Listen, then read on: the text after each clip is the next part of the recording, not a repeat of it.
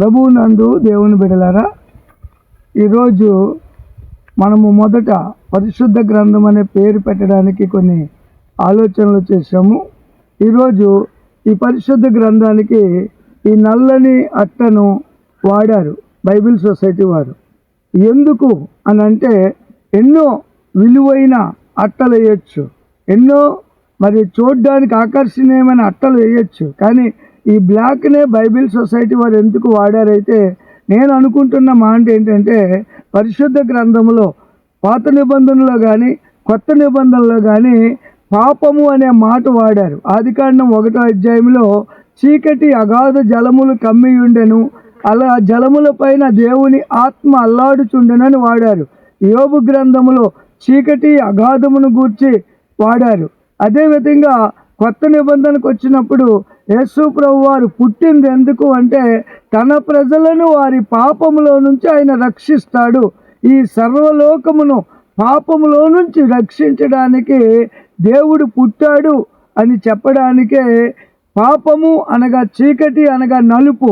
అంటే మనం బైబిల్ పట్టుకున్నప్పుడల్లా నేను పాపిని, దేవుడు ఒక్కడే పరిశుద్ధుడు అని మనం గుర్తుపెట్టుకొని బ్రతకాలని, ప్రతి దినము మనం బైబిల్ చూసిన వెంటనే, అయ్యా ఈ దినము నేను చేసిన ప్రతి అపరాధమును పాపమును క్షమించండి, నా అపరాధములు నా పాపాలు నా దోషాలు మీరు క్షమించండి అని మనం ప్రార్థన చేయటానికి, మనం పాపులము అనే విషయాన్ని గమనించడానికే దీనికి బ్లాక్ అట్ట వాడడం జరిగింది.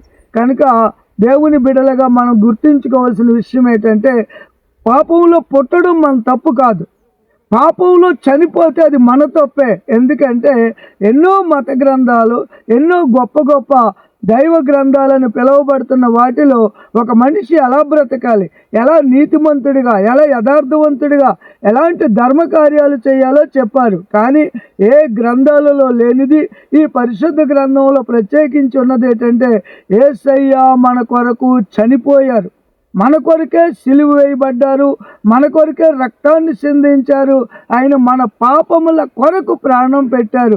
ఆ విశ్వాసాన్ని మనం నమ్ముతున్నాం. కనుక ఈ నల్లని అట్ట, బైబిల్లో అట్ట చూసినప్పుడల్లా మనము పాపులమని గుర్తించి దేవుడు పరిశుద్ధుడని అర్థం చేసుకొని దేవుని యందు భయము, దేవుని యందు భక్తి కలిగి మనం ఏ పని చేసినా ఇది మంచి చెడు అని మనుషులకు తెలియని రహస్య పాపాలు మనం చేస్తున్నప్పుడు ఆకాశమందున్న దేవుడు మనల్ని చూస్తున్నాడనే విషయాన్ని గమనించి దేవుని భయము భక్తి కలిగి బ్రతకాలని కోరుతూ, ఈ నల్ల అట్ట ఒక ఉద్దేశము, మనం పాపులము, దేవుడు పరిశుద్ధుడు.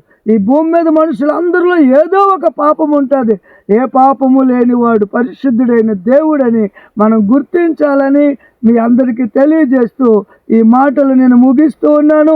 ఇంకా నాకు తెలియని విషయాలు ఏవైనా మీరు చెప్పాలనుకుంటే దయచేసి తెలియచేయండి, నేను ఆ విషయాలు నేర్చుకుంటాను. దేవుడు అందరినీ రక్షించి కాపాడునుగాక. ఆమేన్. ఓకే.